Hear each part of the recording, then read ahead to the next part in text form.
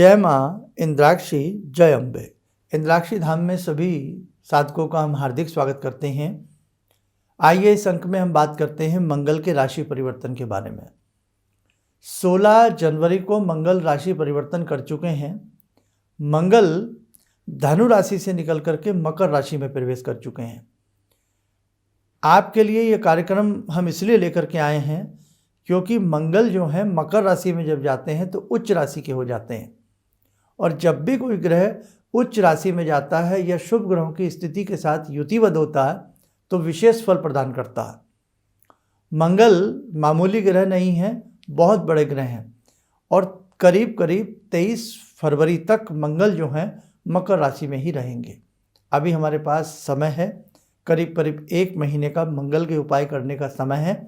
यदि हम केवल 2 बार भी मंगल से संबंधित उपाय कर लेंगे तो हमें पूर्ण विश्वास है कि आपको बहुत बड़ा लाभ हो सकता है। मंगल भूमि, जमीन, जायदाद, पुत्र, कलत्र के स्वामी हैं।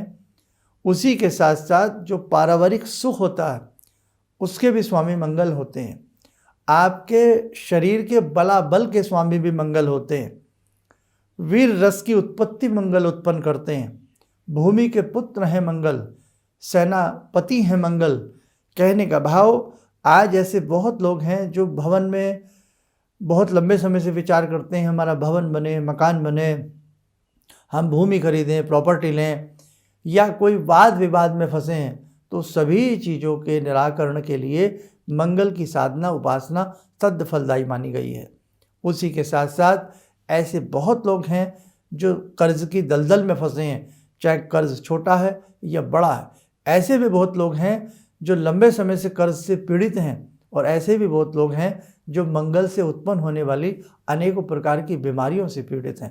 हमारी रगों में दौड़ता हुआ रक्त मंगल का द्योतक है।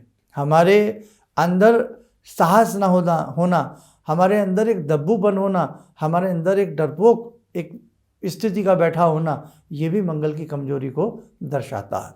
अब देखिएगा, 16 जनवरी से मंगल परिवर्तित हुए हैं और करीब करीब 23 फेब तक ये मंगल इसी राशि में रहने वाले हैं। मंगल की जब 16 तारीख में मंगल ने अपनी चाल को बदला है तो उस समय मंगल के साथ सूर्य और शुक्र की स्थिति बनी रही। अब इसके बाद 23 फेब के बाद जो मंगल हैं वो जाएंगे कुंभ राशि में, तो वो कहीं ना कहीं समाचार शुभ स्थिति का नहीं होगा। लेकिन अब हमें मंगल को और सुंदर बनाने के लिए, या मंगल हमें विशेष मंगलता प्रदान करें, हमें क्या करना चाहिए? सबसे पहली बात तो आपकी कोई भी राशि है, आप किसी भी लगन के जातक हैं, आप किसी भी नक्षत्र में पैदा हुए हैं, आप सबको ये मंगल का उपाय करना चाहिए।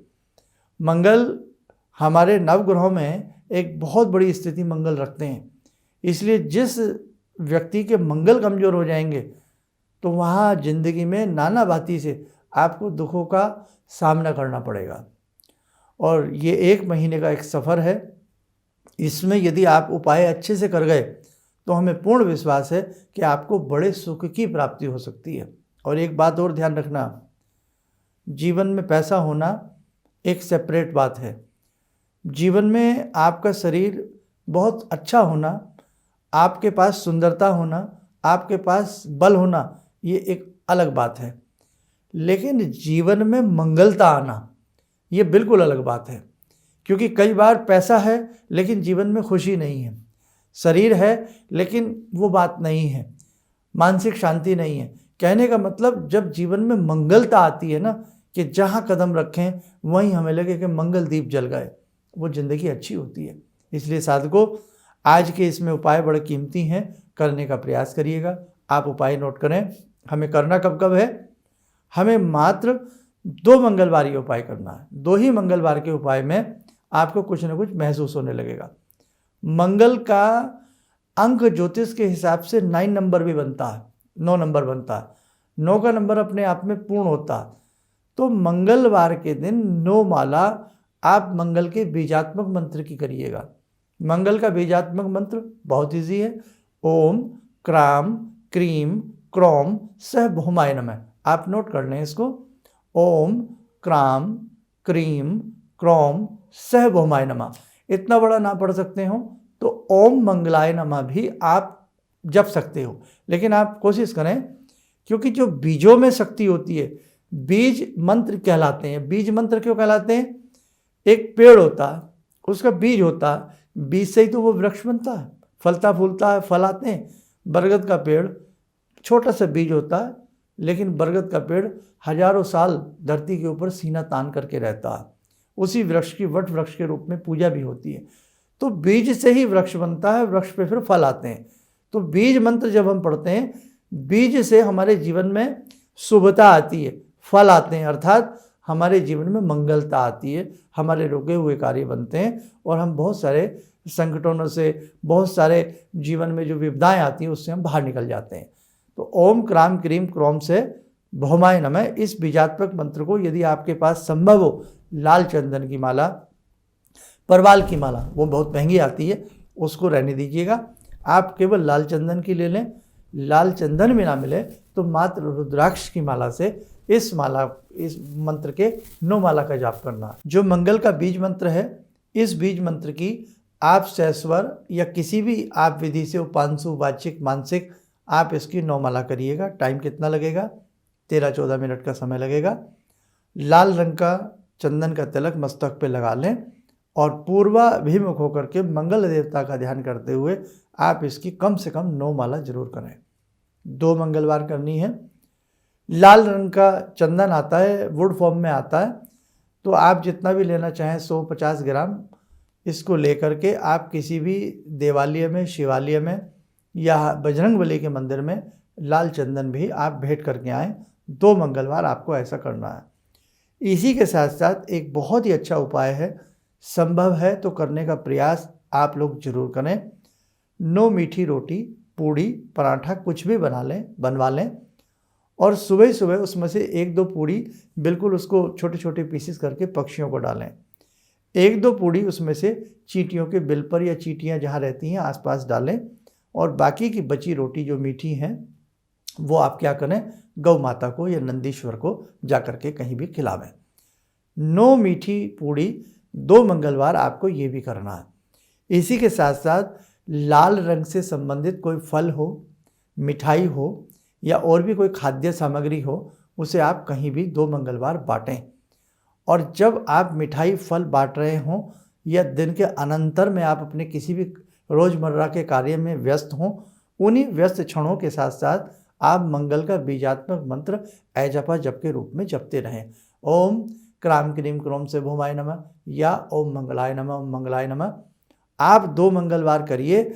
मंगल जो है मकर राशि में है। मकर राशि में हालांकि शनि की राशि है, शनि के घर में है, लेकिन उसके उपरांत भी मंगल यहाँ उच्च के माने जाते हैं और आपको विशेष स्थिति का लाभ दे सकते हैं।